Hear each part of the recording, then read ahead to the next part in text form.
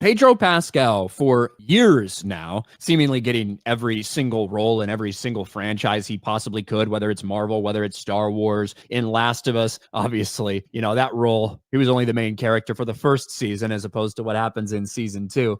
But it seems like he's everywhere. People are starting to have Pedro Pascal fatigue, and he keeps getting these jobs over and over again. And he continues to say things and be very actively involved in political propaganda over and over again, whether it's calling half the country Nazis or calling half the fans Nazis, or whether it's doing red carpet debuts where he's wearing propaganda right on his shirt, whether it's supporting Rachel Zegler, who had just obviously had a big flop come out for Disney after she was one of the reasons the movie tanked completely. Seems like Pedro can pretty much do anything he wants because he has the right politics in Hollywood. Well, over at the Cannes Film Festival, it wasn't just Pedro Pascal. It was a variety of actors, a ton of them that wanted to, despite what we've seen over the past several years, make everything political. And of course, political in one specific way. And Pedro Pascal inspired everyone there. Fuck these people who are trying to make you scared. You need to speak out. You need to make these movies about activism. You need to push these things forward because that's all we can do to change the world. Great. Here's a little clip of him talking about that. I think fear is the way that they win, for one. And so keep telling the stories and keep expressing yourself and keep fighting to be who you are. And I don't know, fuck the people that try to make you scared, and fight back. And this is a perfect way to do so in telling stories and don't let them win. Don't let them win.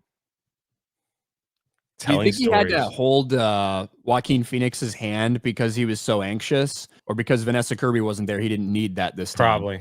Probably. He's shaking a little bit. He is a little nervous, playing with his fingers. It's that anxiety that he has, whatever that bullshit fucking story. Look, I would make up a lot of things to be able to fucking slide up next to Vanessa Kirby, okay? So, no shame, I suppose.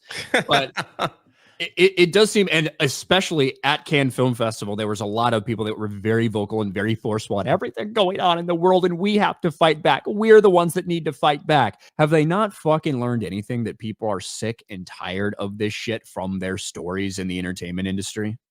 No.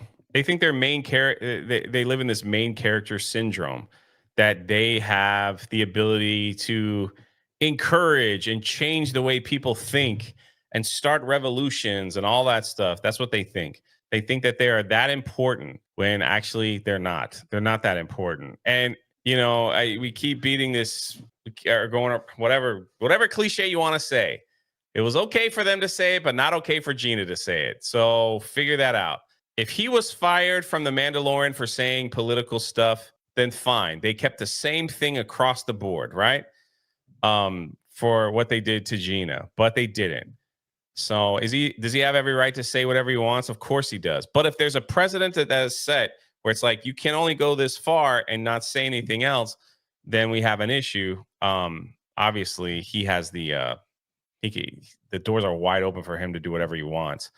Not only is he in a Star Wars movie, he is in a Marvel movie, and who knows what else is coming out.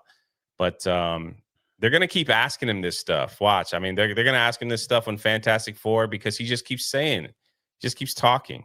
This whole press conference was did you watch the whole thing? I just saw snippets. It was awful. This guy next to him, his first thing was, I'm the only black worker. I'm the only black actor in this film. So I had to work extra hard to make something along those lines. Paraphrasing.